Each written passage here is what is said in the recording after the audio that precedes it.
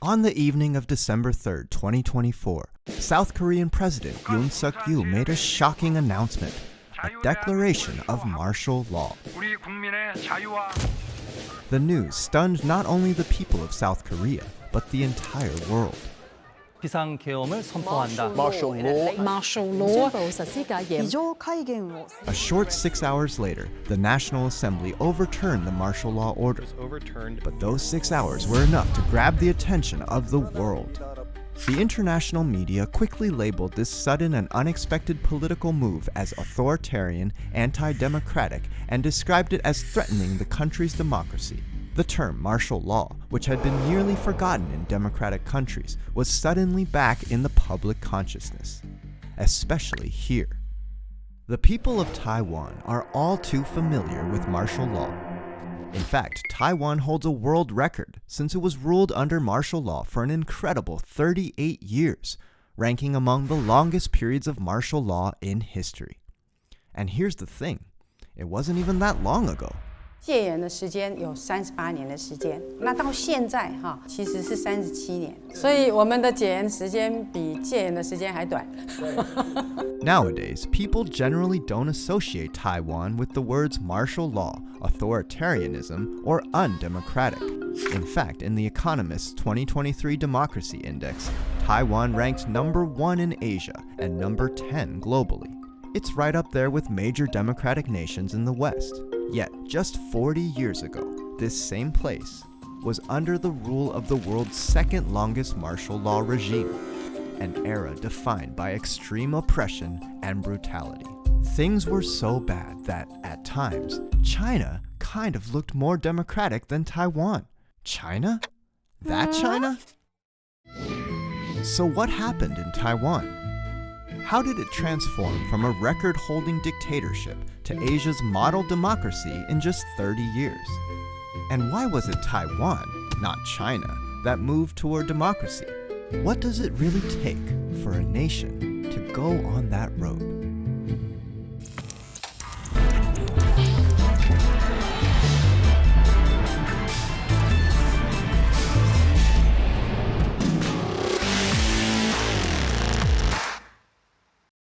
Well, I can't go back to China after COVID because of political danger. My name is Wang Hao. I'm actually retired now, but do some part-time work for weekly television program to discuss relations between Taiwan, China, and the US. In the middle 1980s, I went to Peking University for my first degree as a law student. It was a period that relative liberalism in Chinese university camps. In the 1980s, when people talked about China, there was an unexpected issue on the table: democracy. It was literally the writing on the wall, the democracy wall. This wall first popped up in 1978, right outside Beijing's Xidan Sports Stadium. People covered it with posters, sharing their thoughts, speaking their minds. Some were talking about democracy. Others were calling out police brutality and alleged torture. And some were looking back, questioning the past. What exactly were they reflecting on? What actually happened in China in the last 10 years and how we prevent the Cultural Revolution ever happen again? In the 1960s, Chinese leader Mao Zedong launched what he claimed were transformative reforms for China, the Cultural Revolution. Sign says, "We are determined to liberate Taiwan." But the result? It was disastrous. Misery and hunger are everywhere. People eat grass because grass is all that they have to eat. And so it was the darkest period of Chinese history. Many intellectuals were publicly persecuted. Famine and uprisings broke out across the country, leading to the deaths of tens of millions. It wasn't until Mao's death in 1976 that these movements finally came to an end. So when Deng Xiaoping came to power in 1978 and announced the policy of reform and opening up, things looked like they were going to change. China opened up to the world, visiting world leaders, gifting pandas as diplomatic gestures. At the same time, foreign businesses entered China, and everyday people got their first taste of Western culture. Even foreign rock bands took the stage in China, singing about freedom and rebellion.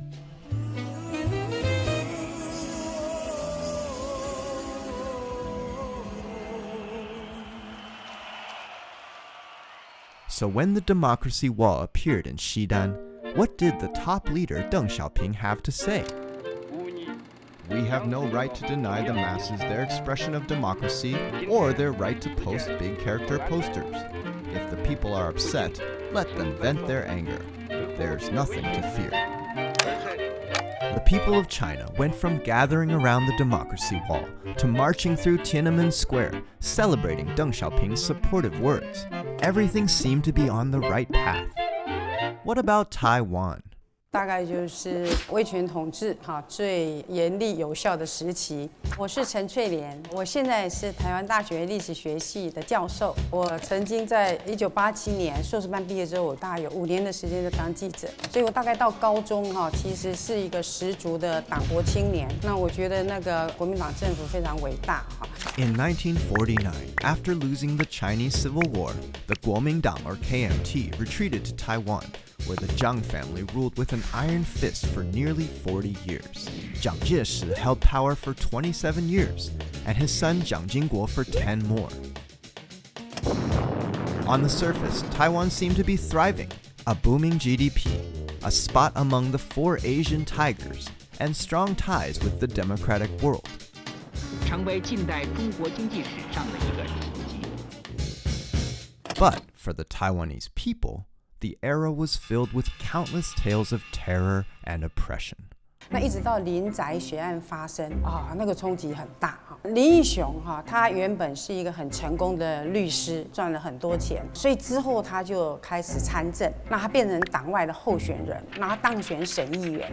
那这个人就是个性很刚强，对政府的质询措辞非常激烈尖锐，对当局来讲他是眼中钉。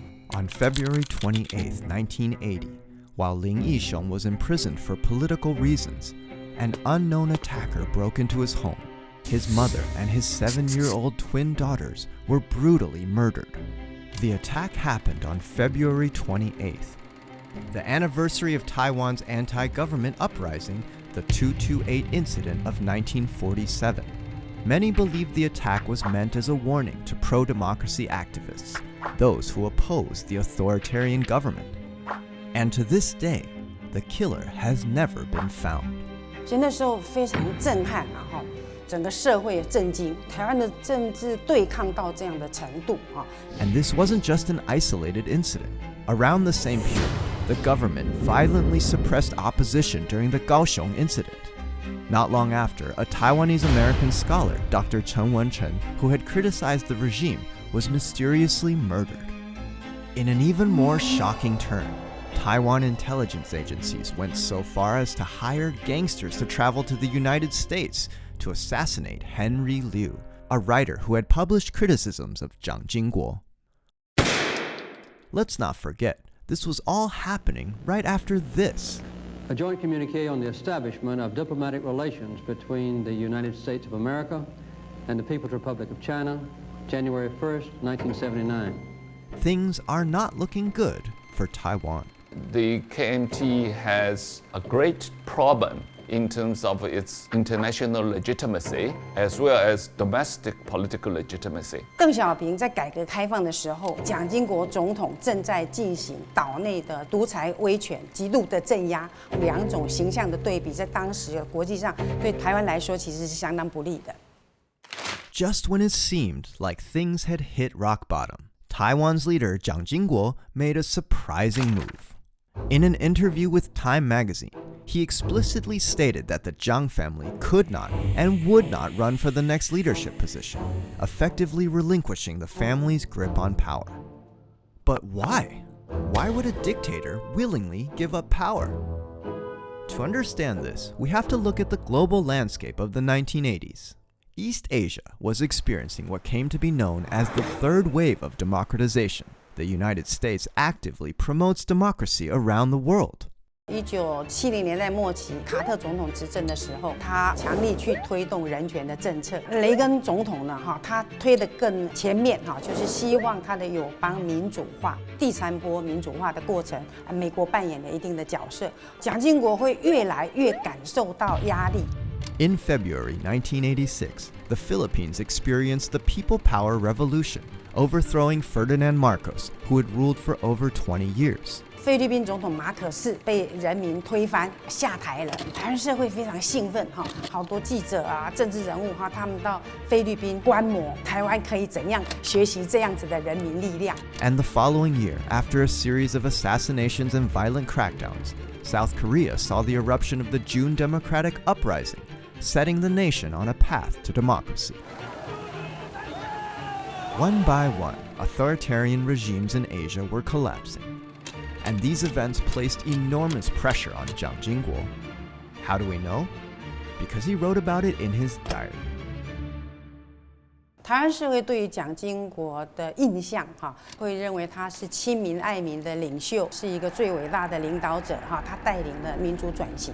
蒋经国日记在最近几年开放了，美国政府的档案开放之后你会发现事实情况并不是这样，因为日记里面所呈现的蒋经国完全对民主没有概念，他不喜欢民主，所以蒋经国会越来越承受美国要求他自由化、民主化的压力。Everything we've discussed was beginning to weigh heavily on him. The desire for freedom among the Taiwanese people had become undeniable. In 1987, Taiwan officially ended 38 years of martial law. Meanwhile, across the strait, the Chinese Communist Party seemed to be making significant progress during its reform and opening up era. China's economy was growing rapidly, and many high-profile foreign dignitaries were visiting the country. In 1986, waves of students took to the streets demanding further reforms and even the right to vote. But then, Deng Xiaoping made a choice. He cracked down on party liberals, forcing Hu Yaobang, the figurehead of reform, to step down. A lot of Chinese people think that Hu Yaobang was a good guy and he was purged or treated unfairly by the old guards of the Communist Party, which actually against a further deeper reform. So when he suddenly died because of a heart attack, there was a massive condolence memorial service voluntarily by the students and the citizens of Beijing. 那台湾刚刚解严中国大陆又发生那个学生群众运动，所以台湾社会其实很期待中国在这个机会里面可以变成民主化，所以很关心这个过程。I was a student in Oxford. At the time, there were about 4,000 Chinese students studying in UK. We started to gather together in front of the Chinese embassy. So I actually went several times from Oxford to London to join the student protest in front of the Chinese embassy in London, and gradually attract more and more English students to participate as well. But in the morning of June the 4th, the military opened the fire and the tank smashed all the resistance and entered into the city center of Beijing. Thousands of protesters were killed, most of them ordinary residents of Beijing and bystanders. Any attempt at resistance was quickly crushed. This was the Tiananmen Square massacre that happened on June 4th, 1989. Putting the numbers 6 and 4 together has been banned in China since that day. As we now know, these two countries eventually went on different paths.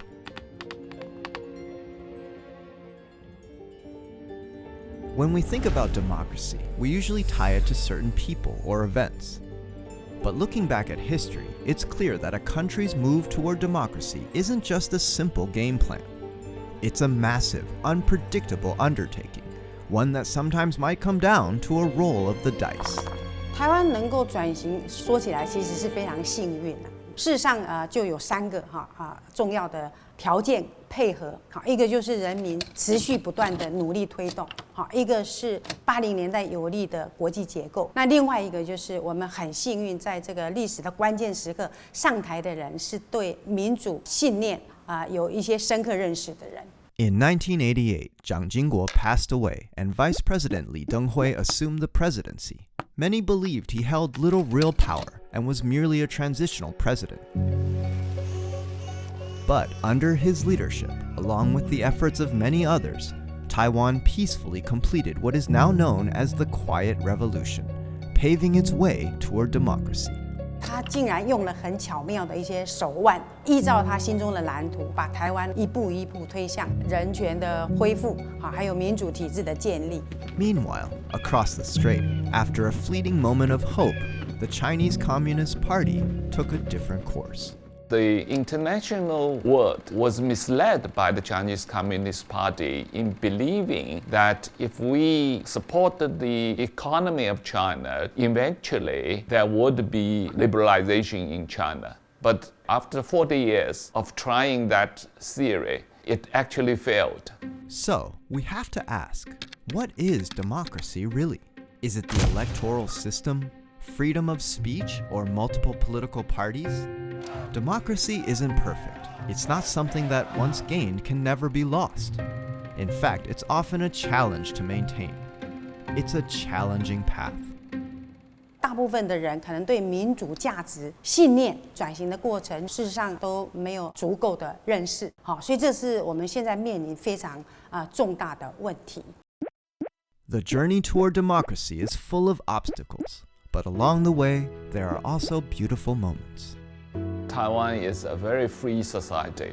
For example, we have same-sex marriage, and everybody has the right to vote, to elect or be elected freely.